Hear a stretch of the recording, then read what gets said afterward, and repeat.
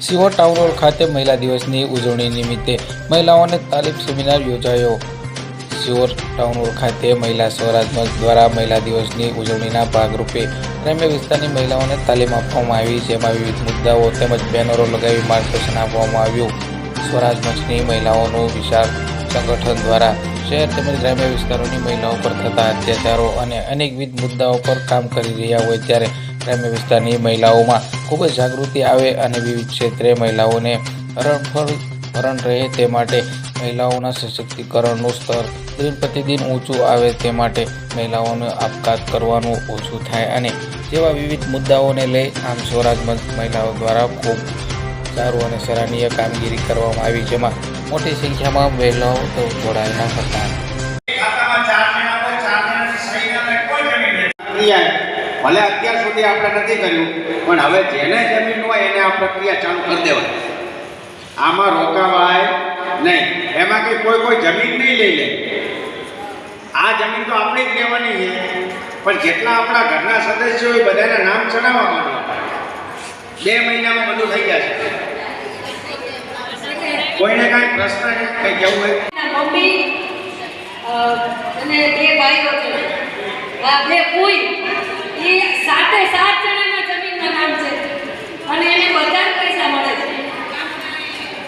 એટલે મને લાગ્યું કે ઇવેન મનીષા કરે છે, ખરેખર પ્રગતિશીલ છે। આપણને તો નામ આપતા જ બીક લાગે છે અને બધાને એમ થાય છોકરીઓના નામ બરાબર છે। ઘણીવાર આપણે ત્યાં હજી એવું ચાલે છે કે સસરા અને બાપ દાદાના નામે જમીનમાં ખાતું ચાલે છે।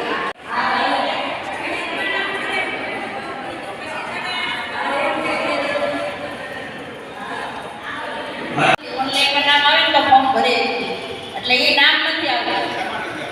આ જો 2000 રૂપિયા એને મળે છે ને, એનું ફોર્મ ભરવા માટે ભરવા જઈએ ને તો એમ કે ઓનલાઈનમાં તમારું નામ નથી, જ્યારે નામ આવે ત્યારે તમે ફોર્મ ભરી શકો એમ।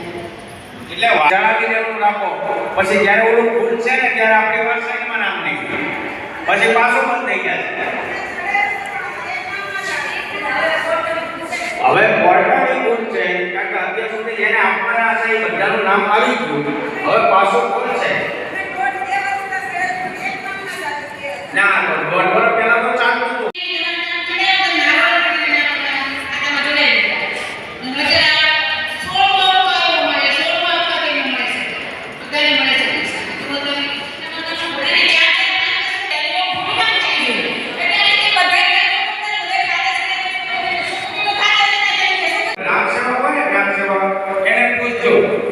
ક્યારે છોડવાનું હોય, ક્યારે અમે નામ આમાં દાખલ કરી શકીએ, ફોર્મ ભરી શકીએ, જોવું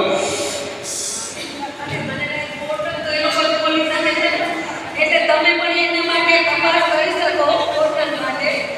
પણ મને બહુ એવું લાગે છે લોકોને પોતાની વાત કહેવાનો સંકોચ થાય કે ભાઈ મારી આગળ આટલી જમીન છે કે આ છે।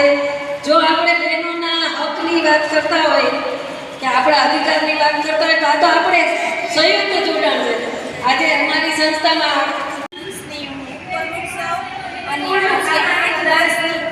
માટે અમે તાલીમ કરી રહ્યા છીએ અને ગામોમાં પણ સંગઠન ચાલે તે સંગઠન દ્વારા આગેવાન બહેનોની પણ તાલીમ આપી છે।